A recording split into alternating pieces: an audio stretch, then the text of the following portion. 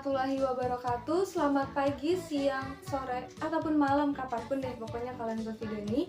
Pada video kali ini bersama saya Andini Febriani, mahasiswi Prodi Pendidikan Sejarah Fakultas Ilmu Sosial Universitas Negeri Jakarta.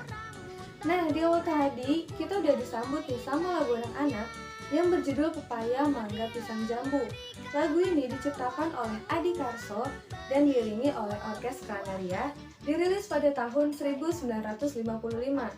Nah, tapi jangan salah sangka dulu nih, lagu anak-anak ini ada kaitannya loh sama sejarah dari Pasar Minggu itu sendiri. Penasaran? Oke, tanpa banyak basa-basi lagi, langsung aja kita mulai videonya. Tapi sebelum mulai videonya, saya mau kasih pantun dulu deh, biar keren nih. Ada ikan di balik batu dan di sampingnya ini ada burung pelikan. Ini dia tayangan toponimi Pasar Minggu. Semoga berkenan dan selamat menyaksikan.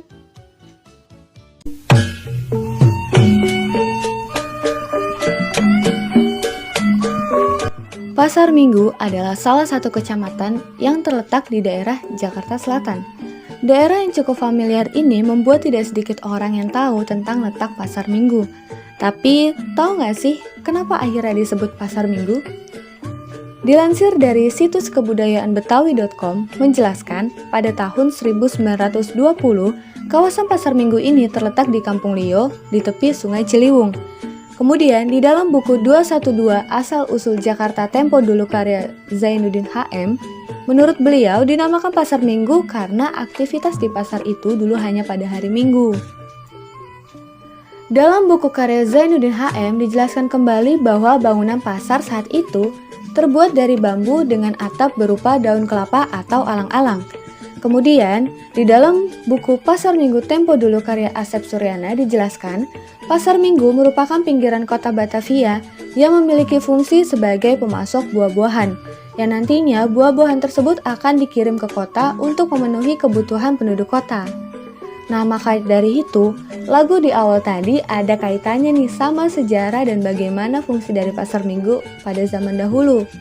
Fungsi sosial ekonomi di wilayah Kecamatan Pasar Minggu sebagai penghasil buah-buahan merupakan hasil dari kebijakan wilayah pemerintah kolonial Hindia Belanda.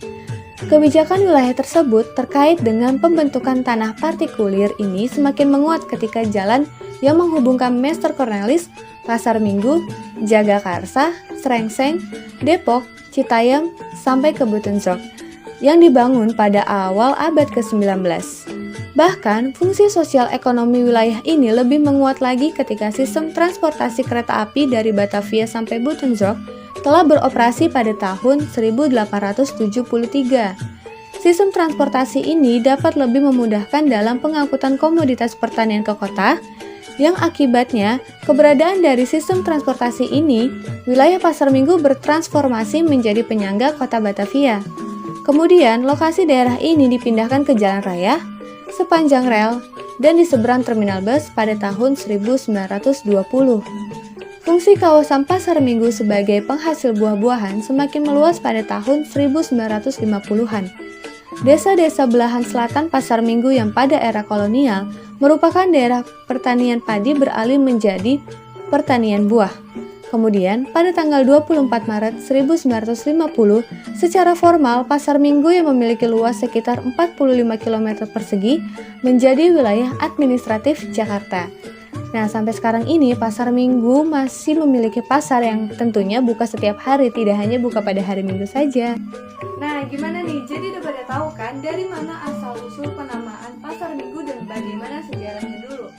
Semoga apa yang disampaikan dalam video ini dapat bermanfaat untuk kalian para penonton. Kurang lebihnya mohon maaf. Terima kasih telah menyampaikan sampai habis dan sampai jumpa.